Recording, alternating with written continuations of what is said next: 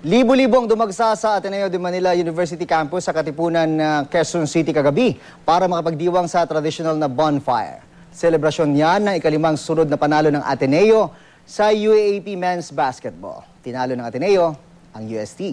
Ang may dito balita ni Victoria Tulad.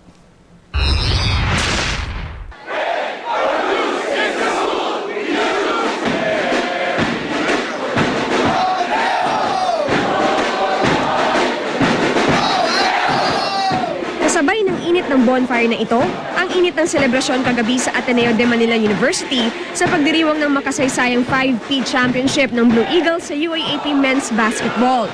Mapa-Atenista man o hindi, bata man o matanda, nakisaya sa selebrasyon. Humigit kumulang sa 8,000 tao ang dumalo sa pagdiriwang na halos pumuno sa Ateneo Grade School grounds. At nang lumabas na nga ang basketball team. Number 8, Nico Salva. Sa gitna ng programa, nag-alay ang Blue Eagles ng tribute kay Coach Norman Black na huling taon na bilang coach ng Ateneo Men's Basketball Team.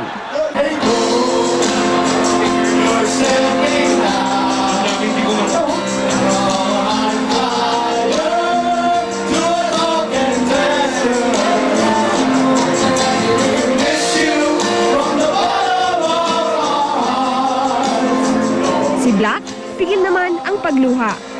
The last 8 years have been great for me and the happiest years of my coaching career. And I think a lot of it has to do with you, the community, the people I'm surrounded by, the coaching staff, players.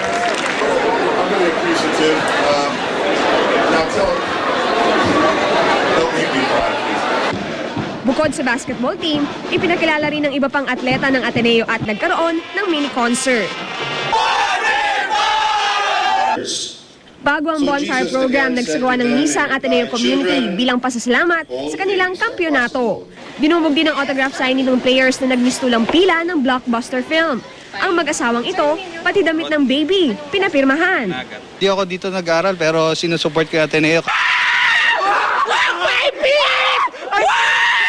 Para sa ibang estudyante, inspirasyon sa kanilang pag-aaral ang pagkapanalo ng basketball team.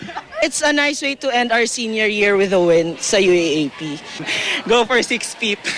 Pwede rin yung 7. Ang mga bata naman na matyagang pumila. 5 feet. In my generation, I hope I can do that too.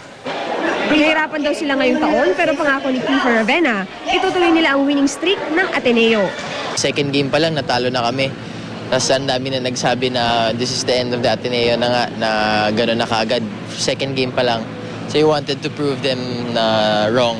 Sa lahat, maraming salamat po sa pagsuporta niyo. Victoria Tulad, GMA News.